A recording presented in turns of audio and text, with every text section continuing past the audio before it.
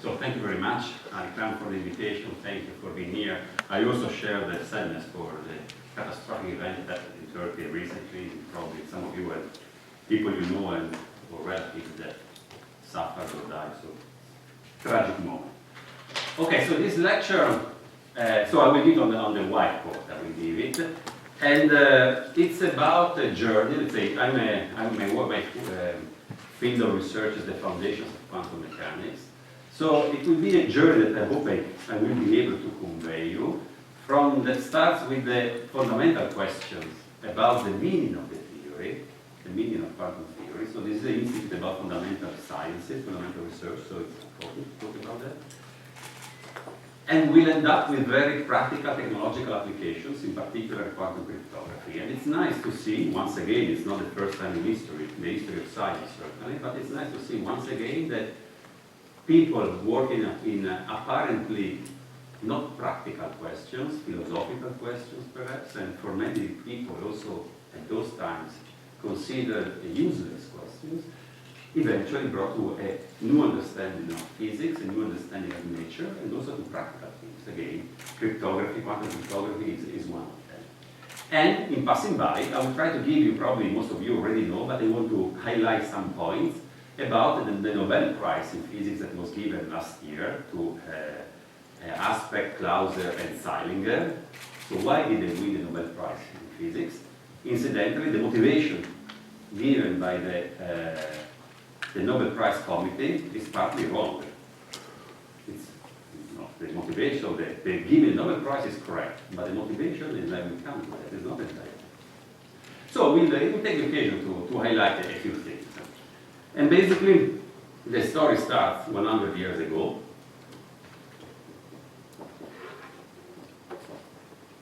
So we are in the 20s, so now it's 2023, so in 2 years there will be one of the anniversaries of quantum mechanics. So quantum will depend the way you want to count years, when Planck discovered the black body radiation, or when Schrodinger and Eisenberg found the final equation. So 1900s to 123 years ago was in a sense the official start of quantum mechanics, but 100 years ago, in 2025, will be the anniversary of modern quantum mechanics, which is when it has been formalized in the way we use it.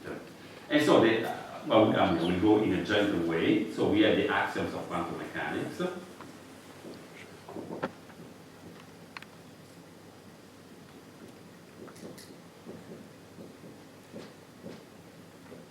So the state, and that's the origin of all the problems, the state in quantum mechanics are not points in physical space, like in classical mechanics, which move with some velocity and follow trajectories. It's not like in electromagnetism, a field in space-time. It would be like, instead of being water, where you being air, it's electromagnetic field, but it's a field in space-time. Now we have a different kind of field, which is a wave function, and that's belonging to the Hilbert space, which is not physical space, and that's the source of all problems, as we will see now. So what is the meaning of a state being described by a wave function in an abstract space? But okay, we take it for the moment. So the states are given by wave function in a suitable Hilbert space depending on the system. The dynamics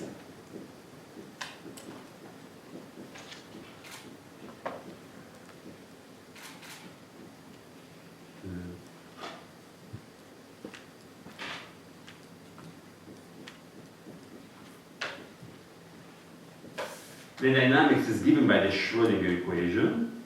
The Schrodinger equation has nothing to worry about.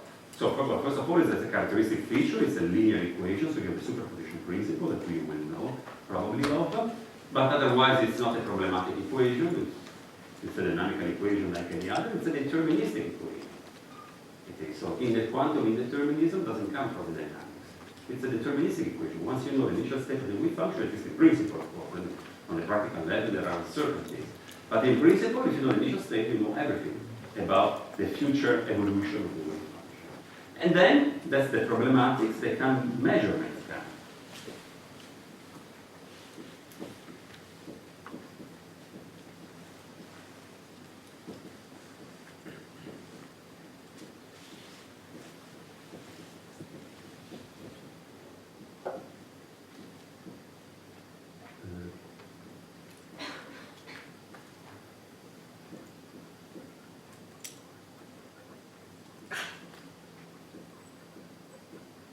So then there are all the axioms about the measurements. The measurement, you have to choose an observable. The observable is controlled quantum mechanically by an appropriate self-adjoint operator. And that is something already that if you really think, and now then people get used to that, but if you really think, so why?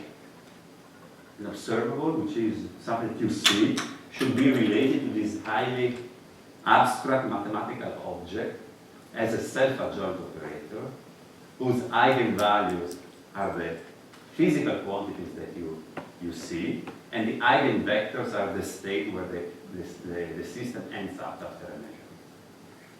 Why is that? You can take it as that's life, but you can ask also why is it. Actually, I will not have the time to enter into this. You can give a very, at the end of me, with the knowledge of afterwards, it's a very simple explanation. You can explain why measurements are given by self-adjoint operators. It takes some work. But then you have the Born rule, that's the thing that I want to concentrate on. The Born rule, and then you have the outcomes. Outcomes of measurements are not predetermined. That's the key issue of this journey.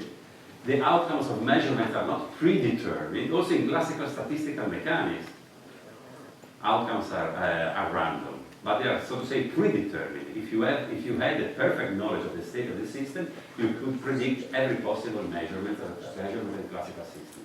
Quantum mechanics instead doesn't allow for that. Even if you have a perfect knowledge means to know perfectly the wave function, then outcomes are still random. And then the wave function collapses. I will skip the collapse of the wave function, and this is where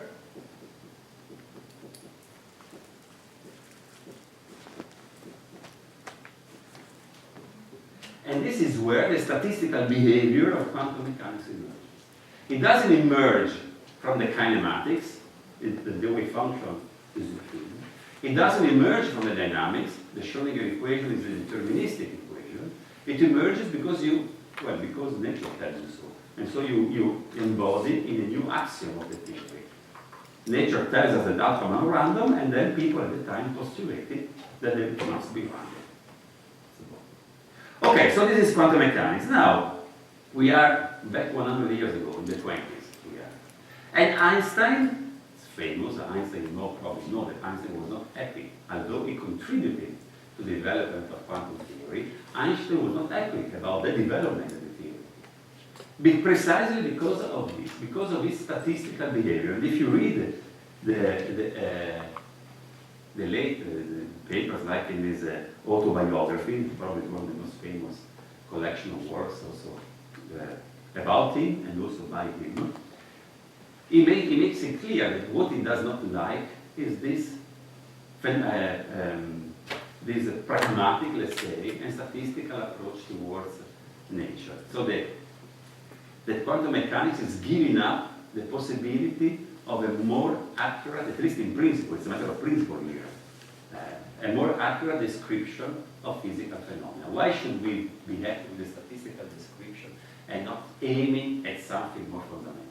For Einstein quantum theory was wrong, but not in the sense that it was empirically wrong. Of course, there was no reason to think that the theory was empirically wrong. And actually, even today, there is no reason to think, with no experiment contradicts quantum predictions so far.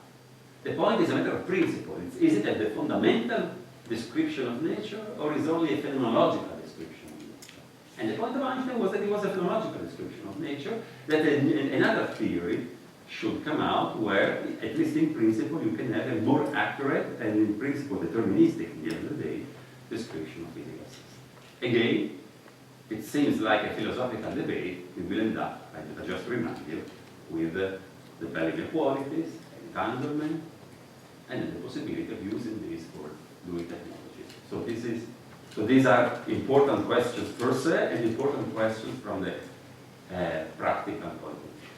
So over the years, Einstein, the debate of Einstein somehow evolved over the years. So before, let's say, it was just, let's say, he put it on a philosophical level. I think that the correct theory of nature the complete description of nature eventually will be a deterministic one. Once I know the initial conditions, given the dynamics, I end up with the clear predictions, deterministic predictions about the properties of the system and then the possible outcomes of the system. Like in any other theory, classical mechanics, electromagnetism, general relativity are these kind of theories. Once you know the initial state of the system, you know everything about the future evolution and about any other property you want or you want to observe, whether directly or indirectly. And then he thought that any theory should be. But then, to make the argument stronger, he tried to move, let's say, the debate from the philosophical point of view. You might take this attitude, or you might not take it, to a more physical debate. And it was one of the key points. And again, we are in the 20th, and this is it's now called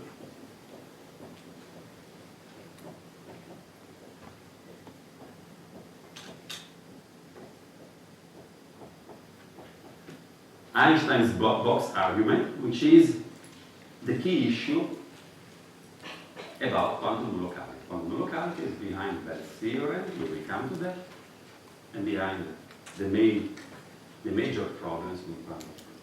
So it's a very simple thing at the end of the day, but very powerful. So Einstein says the following thing. Take a box,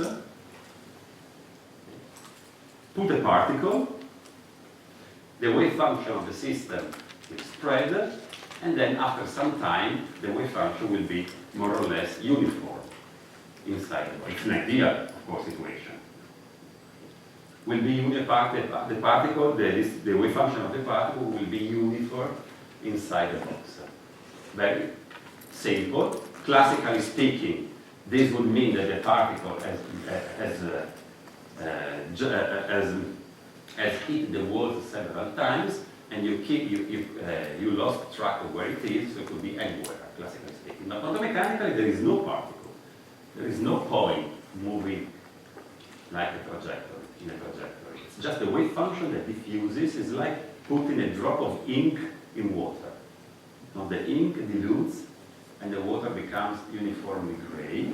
And here is the same thing, basically. The wave function spreads and becomes. Then Einstein says the following.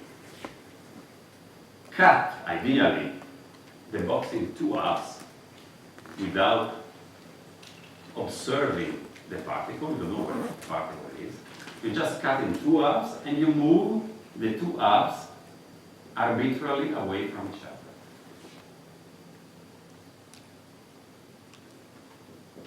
These are more or less. You separate the two halves. So, this is, it's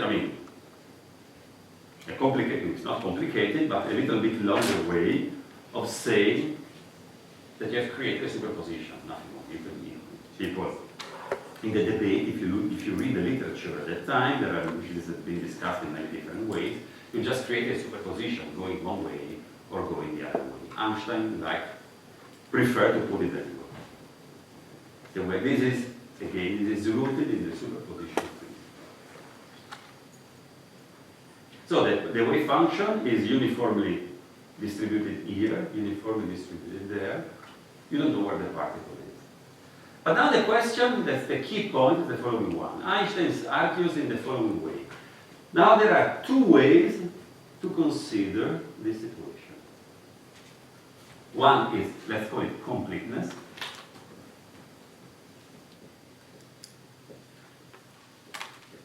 And incompleteness.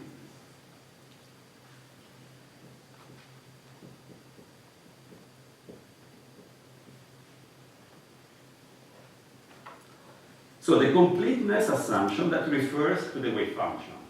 I don't know if how much you are familiar with these topics. The EPR paper, the key paper of all this line of reasoning, the EPR paper, we will come soon to that, 1935. The title of the paper is Can the Quantum Mechanical Description of Reality be Considered Complete?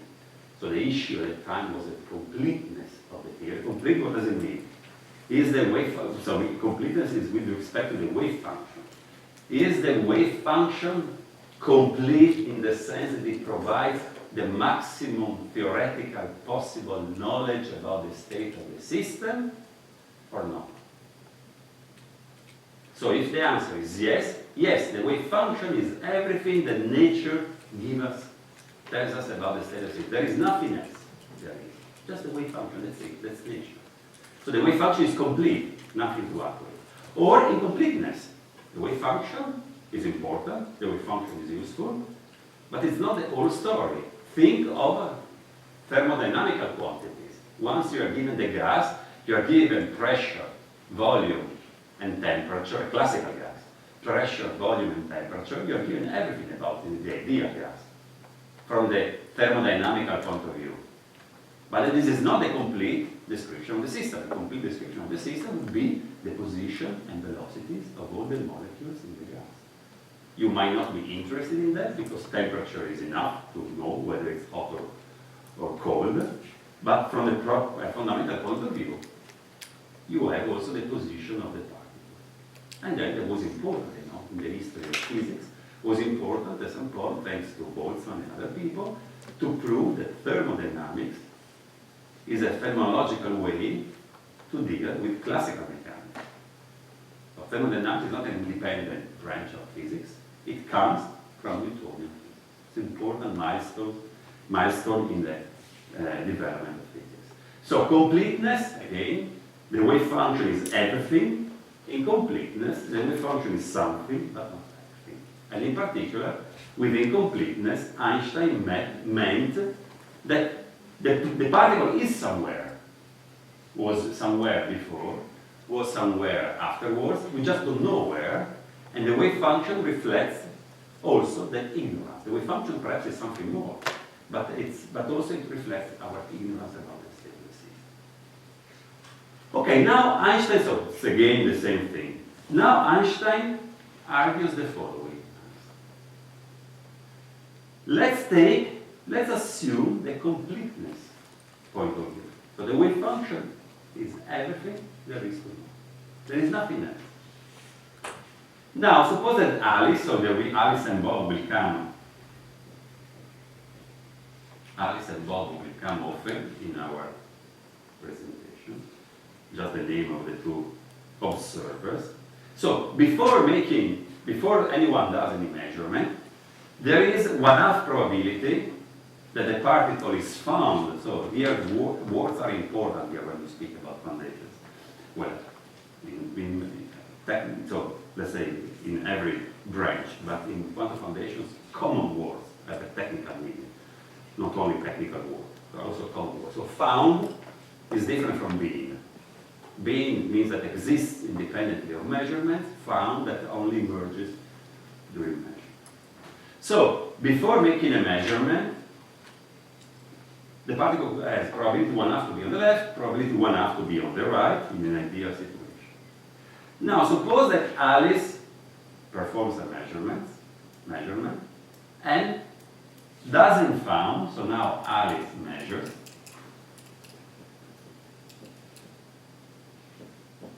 and does not found the particle on the left. Look, she looks in the box, there is no light. Then, certainly,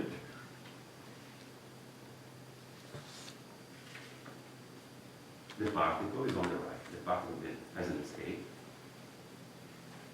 So that's the point. That's the point. The key point of Einstein, that the action of Alice on the left has changed the state on the right.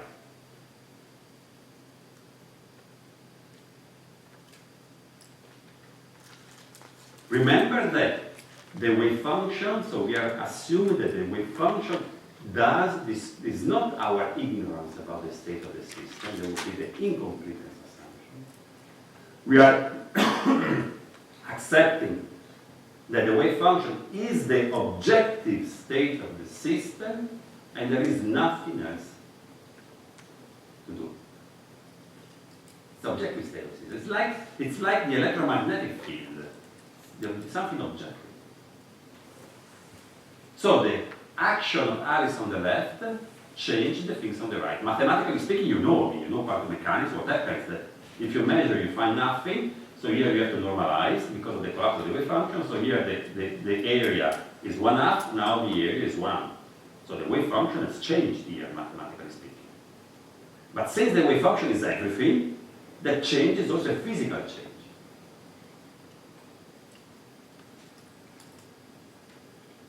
And so you have a non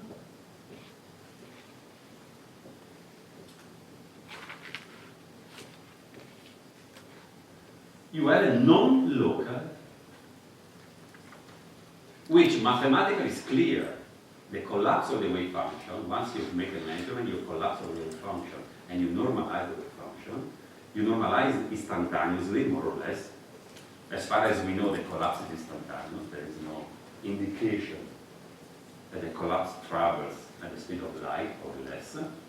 So when you renormalize the wave function after measurement, so mathematically speaking, that's a non-local behavior. But that's mathematics. The point of view is that if the wave function is the complete description of the system, that also becomes a non-local, a physical non-local effect, because the wave function is the state of the system. And so Einstein says, since it's been fully proved, so we are in the 20s, so special relativity is fully accepted, and by that time also general relativity, even though it was not so much studied, general relativity, but still it was established as a theory, especially because of special relativity, but also because of Einstein's point of view. The world is local, things cannot affect instantaneously other things. Because the world is local, this cannot happen. Completeness implies a non-local behavior.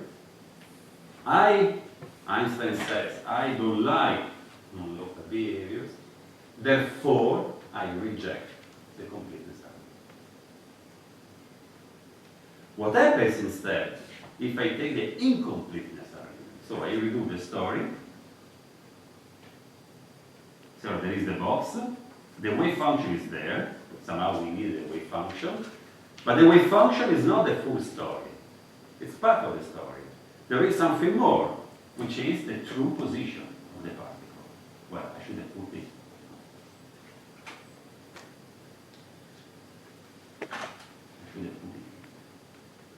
There is also the true position of the particle. Now I cut the box in two. I separate the particle is here. So the state is like before with respect to the wave function.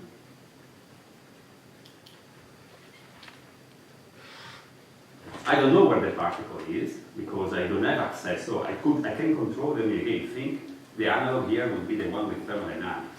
In a gas, you can control by moving the pistons and whatever, you can control the pressure and the temperature of the gas, but you cannot control the position of the particle. The particle keeps moving, so that you cannot control.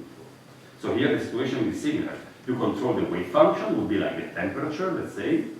You can control, but you cannot control the real position. So you don't know where the particle is still.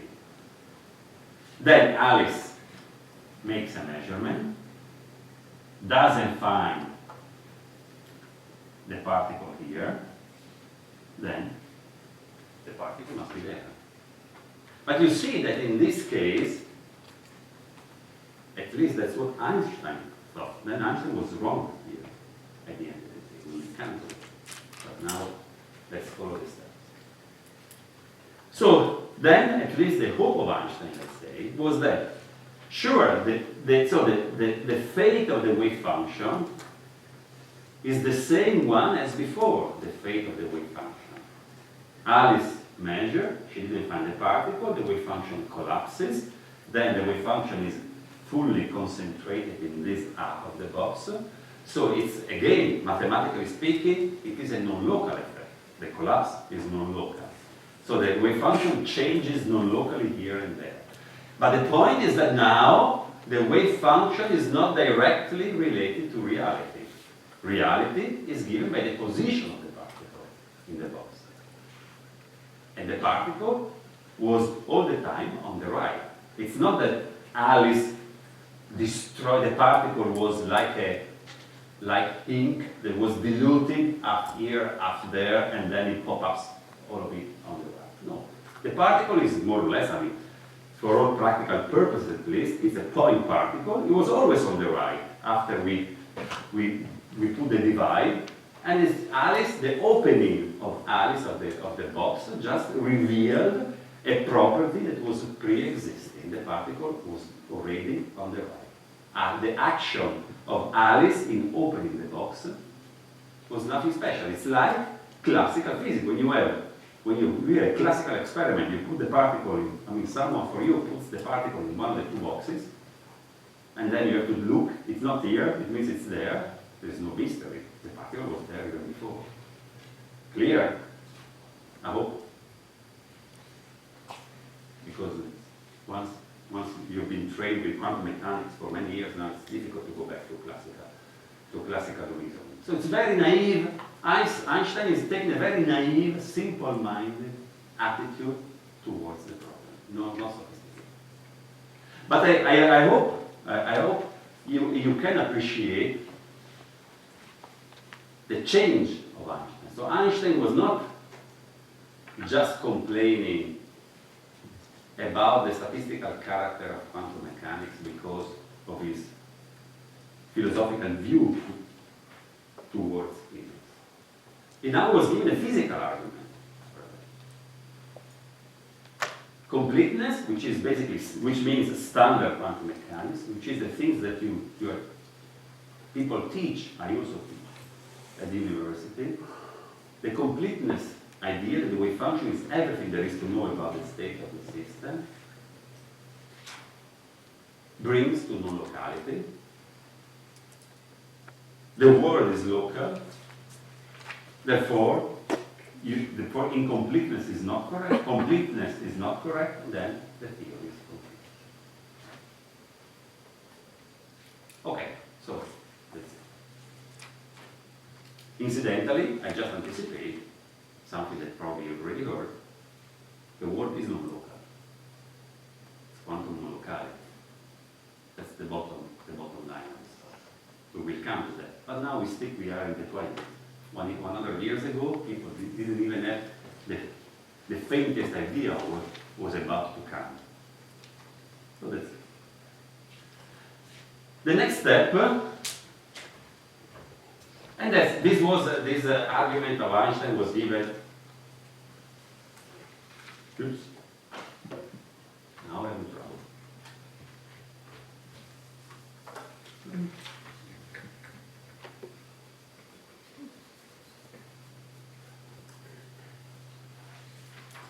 But it's taking some time, so.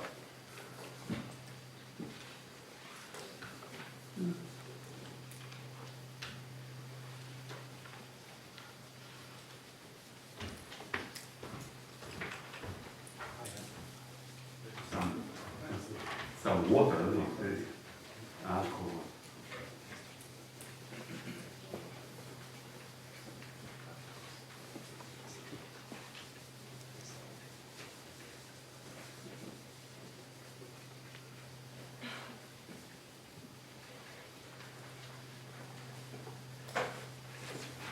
Okay, good enough for now. So we come to. So the box argument was presented in a letter, if I remember correctly. So it was part of a standard correspondence among scientists, and it didn't really go that far. It was basically neglected, and only in more recent years it was discovered by the historians of quantum mechanics. The paper that really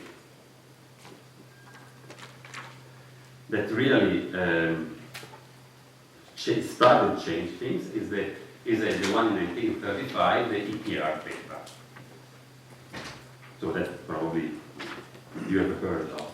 That's from the name of the three authors, Einstein, Podolsky, Rosen. If you Google it, you find it immediately.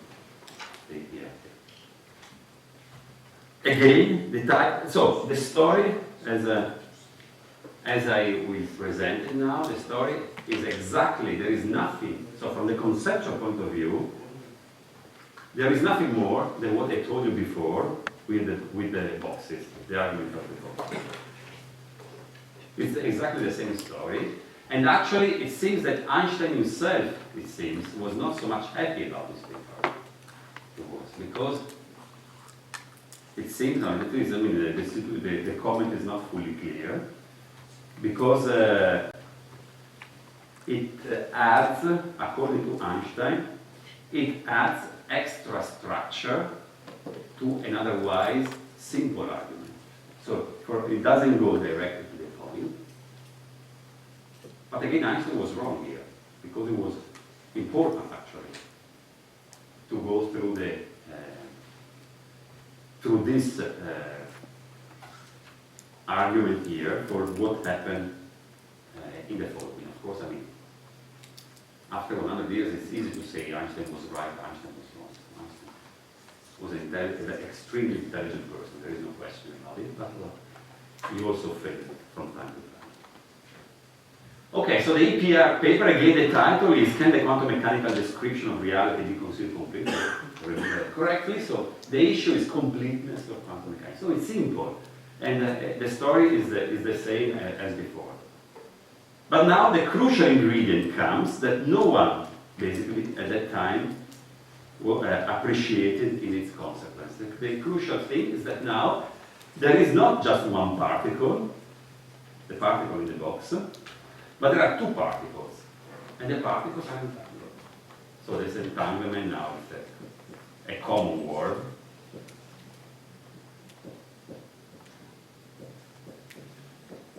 No, there is also a book, Entanglement Explained to Babies. So if you wish, small kids, you find a book that will teach entanglement to very small kids.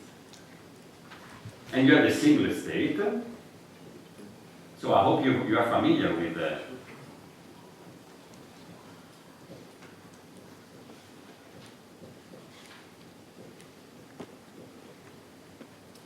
Are you familiar with single states? I don't know. All of you? Your background? Seems yes. If no one is not, just raise a hand and a 30 seconds explanation of what they do. So you have two particles in this entangled state. This entangled state is rotationally invariant. That means, so that it's 2 1/2, no? It's a 2 1/2 spin particle, so the spin can be up or down along any given direction. These are entangled in the sense that if the particle on the left has the spin up along one direction, the other particle has the spin down along the same direction, and vice versa. Since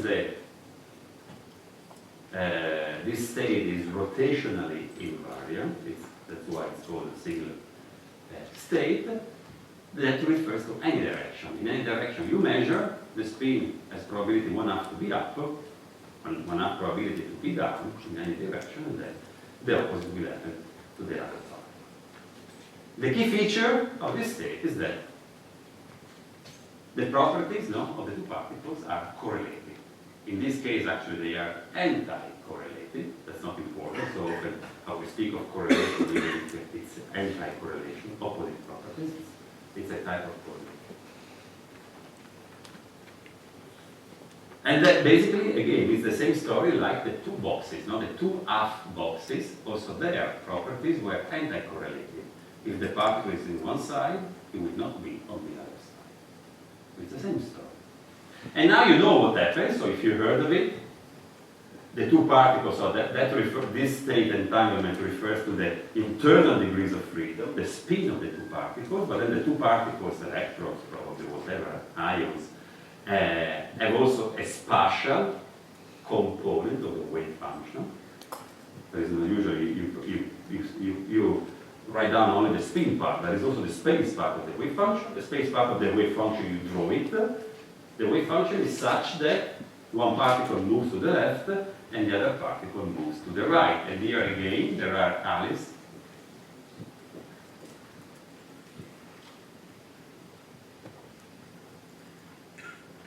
There are Alice and Bob that make measurements, and then, exactly with the box thing, before the measurement, there is 1/2 probability that each of them will find a particle with a spin up or a spin down, like in the case of the box, 1/2 probability to find or not to find the particle in the box.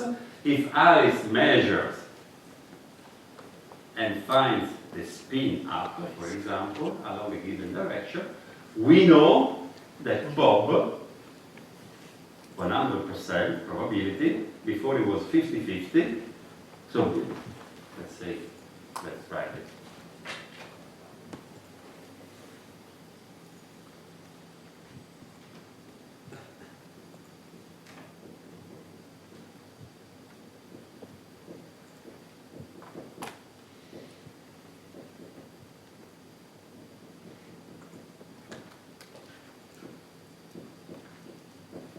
So before the measurement by Alice, Bob has 50% probability to find the particle up and 50% probability to find the particle down, but after Alice made the measurement and found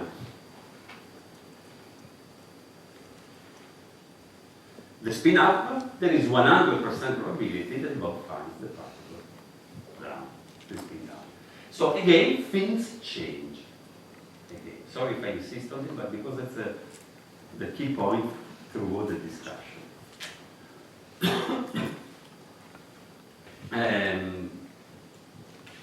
Probabilities have changed. Now again, that's again in classical mechanics, in classical statistical mechanics, not even statistical, classical mechanics, they would be the same, because take similar situation takes again that now we have two particles. So now the game of the box would be I have two boxes. In one I put a blue particle, and in one I put a red particle, a red ball, classical macroscopic ball, blue and red, and I separate. So before opening the box, classically, there is 100%, 50% probability that the particle, I keep one box and I give you the other box. So before I open the box, there is 50% probability that you find that you have the blue particle, and 50% probability that you have the red particle or ball or whatever. But when I open and I find that I have the blue one, then there is 100% probability that you have the red one. No? Very naive situation. But this naive situation means incompleteness. Means that the color of the particles were there before, existed before the measurement. It's just that we didn't know what color it was. By opening, I just learned about the color, and then the probabilities change. These are what are called epistemic probabilities. They depend on our knowledge. It's our internal knowledge. It's not, nothing happens to the particles. The particles were blue and red before, and will be blue and red afterwards. So it's my non-local knowledge, who cares, but the physics is local. That's the point of view of Einstein. But if we take, so here it will be the same. If we take that the spin properties were already defined before the measurement, the outcome would have been up. So nature knew that the outcome was up before Alice performed the measurement, because that was it. That's how it was. So the measurement by Alice simply reveals the pre-existing property. The spin was along the direction.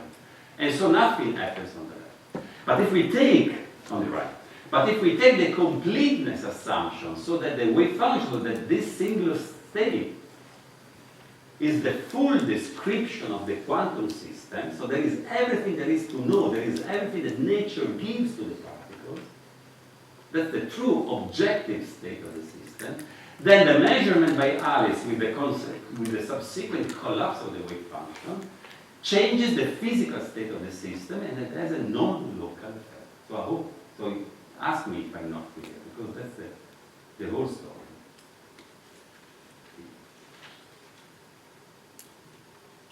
So again, it's like the boxes. If you see, it's more complicated. That's why Einstein was a little bit unhappy.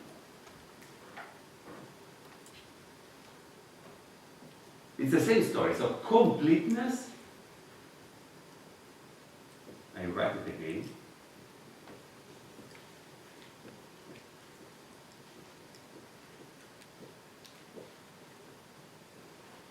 Completeness implies non-locality.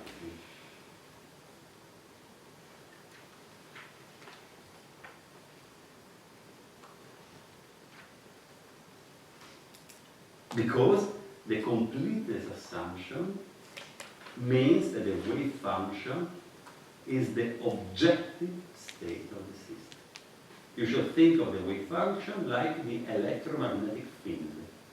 Just to speak about fields or whatever, water field, whatever field you want, gravitational field, let's say the electromagnetic field. It's like the electromagnetic, if by measuring a charge, so in electrodynamics this is not possible, but suppose that by measuring the value of the charge here, you change the electromagnetic field instantly, you have a non-local effect. The Coulomb force, if taken seriously, would be like that. The Coulomb force, now if you move a particle here, you instantly change the field everywhere, and you move all other particles instantly. It's a non-local. Here, the story is the same. If the wave function is an objective description of the field system, which would be implied by completeness. Completeness means that there is nothing else. So either science is completely a dream, a subjective, I have my science, you have your wave, it's not acceptable. But if the wave function is objective, observer independent description of the system, then it's non-local change, is a physical non-local change, so the theory is non-local. And so again, Einstein rejects non-locality, Einstein, and then rejects the completeness assumption. The wave function is fine, it will be an ingredient of the theory, but it's not the whole story. It has a subjective ingredient. The spin properties existed before, we were just ignorant about these properties, and the wave function summarizes. And in fact, the conclusion of the EPR paper, I go by memory more or less, is why we proved that quantum mechanics is incomplete. So the title was the quantum mechanical description of reality be considered complete? The argument is meant to answer no, it cannot be considered complete. So while we proved that the quantum theory is incomplete, it remains open how to find the new theory that completes the quantum mechanics. That was part of the last years of life of Einstein to work in that direction. It never succeeded because it's a difficult job, as it's proven, but mainly because the world is not local, because Einstein was wrong. But that's okay, we will come to that. So, I summarize the logic of the EPR paper because it's important to look at. So basically, the argument is the following. So one ingredient is locality.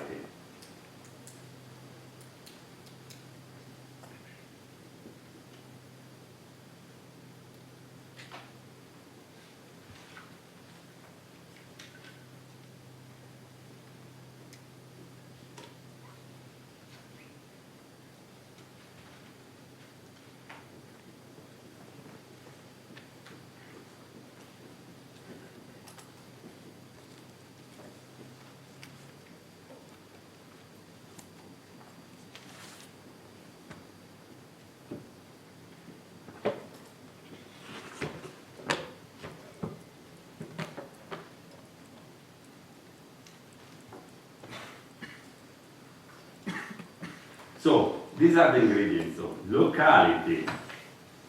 So the requirement of locality of physical laws. And what now are called, at the time were not called like that, EPR correlations related to entanglement, but actually you don't need the box argument. That is that you don't need entanglement. You just need this correlation, the fact that the wave function is a superposition, and if something happens here, then the opposite happens there. So locality plus the quantum correlation, if you wish, yeah, correlation, implies incompleteness, or what is called in more modern language, local hidden variables. LHV, that looks like a disease, it looks like in the field, it's a shorthand for local hidden variables.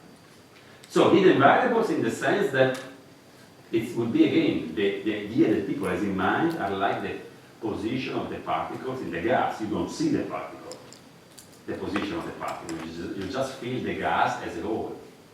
But there are positions, so in that sense they are hidden. You cannot have an easy experience, let's say. Perhaps one day, who knows? But at the moment you just feel some macroscopic effect which is governed by the wave function. So local, and they are local, of course, local. So this is basically the EPR. The EPR argument.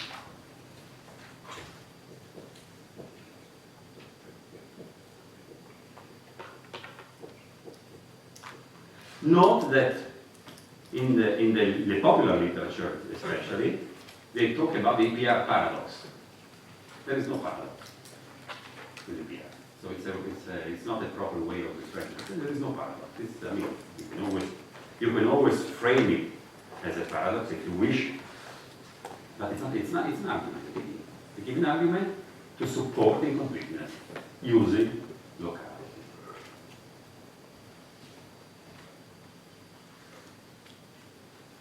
Okay, let me see. So now I will stop. Okay, so 1935, the thing died there. Oh, by the way, eventually Eisenberg, in commenting these arguments by Einstein, he acknowledged that the completeness position, so he was an orthodox, he heavily contributed, Eisenberg, not to the development of quantum theory, in his orthodox formulation.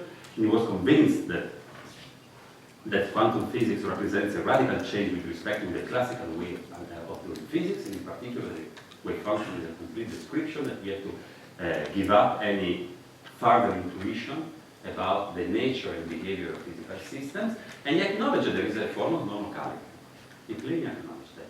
He tells, and then we will come to that you cannot use it to do faster than light. You know, there is no signaling theory in quantum physics, and we will see the reasons for that. But he acknowledged that there is a non-locality. But apart from this, the Einstein's complaints were mostly ignored for a very simple reason. At the end of the day, is that the first reason was that probably there was a war, World War II, that people were busy with other things, in a way or another, and also because quantum theory was a very successful theory. So when something is successful, you don't abandon it. And in fact, we have to wait after the war. At the end of the day, we have to wait 1964, when Bell comes. So this is basically will be part of the next hour.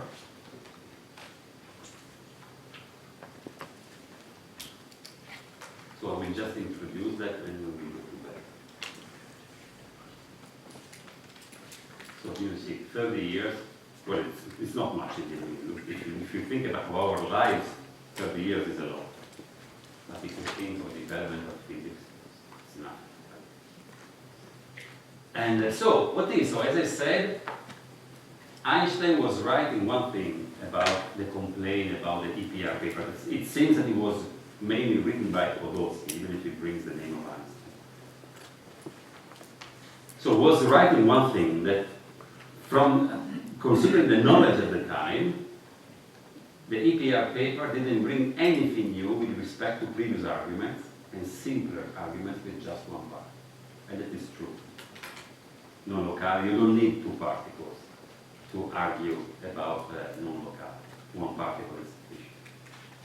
But, and they couldn't know that, of course, it would have been to ask too much from Einstein. He couldn't know that actually they were using the key ingredient for the future development, which is entanglement. But is the, now we know this now, but at the time it was not clear. That actually, when you have two particles, the two particles are different, are correlated in the entanglement state. The no locality becomes experimentally detectable.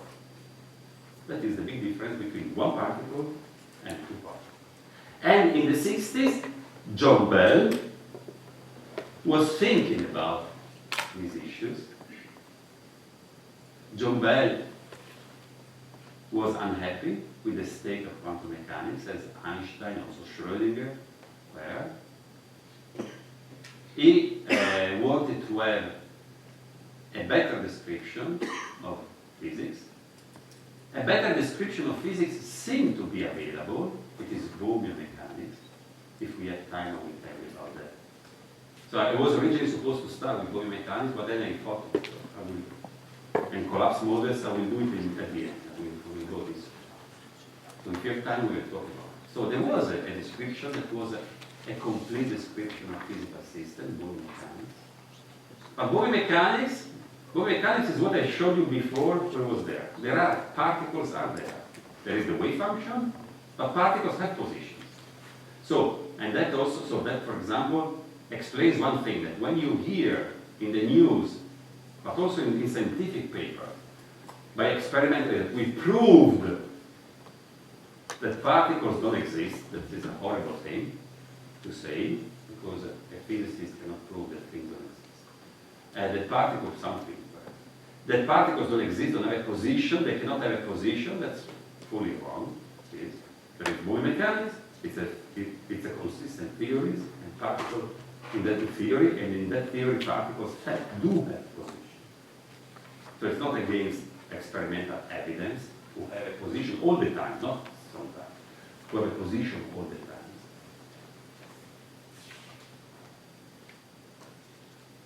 So he knew about Bohmian mechanics, but Bohmian mechanics is an openly non-local field.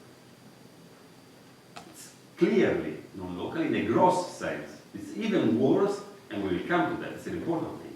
It's even worse than the Coulomb potential. The Coulomb potential is non-local, no? Because it's a instantaneous force, but then it's been, you can correct the Coulomb potential with electrodynamics or for electricity or general relativity for gravity. You can correct that. The non-locality of Bohmian mechanics, which is the non-locality of entanglement, it's a completely different nature. And that's one thing. I will not tell that now. And then he tried to make it local. Okay, it's a non-relativistic theory, no big deal. Let's try to make it relativistic. So what's the problem? And then he didn't succeed, and he stumbled into this one. And then we will see what he did not do. And what he did probably you know, it's very important at the end of the day. But how he arrived there, that's perhaps less known, and it is something interesting. So I think I can stop here for now, and I leave the stage to him.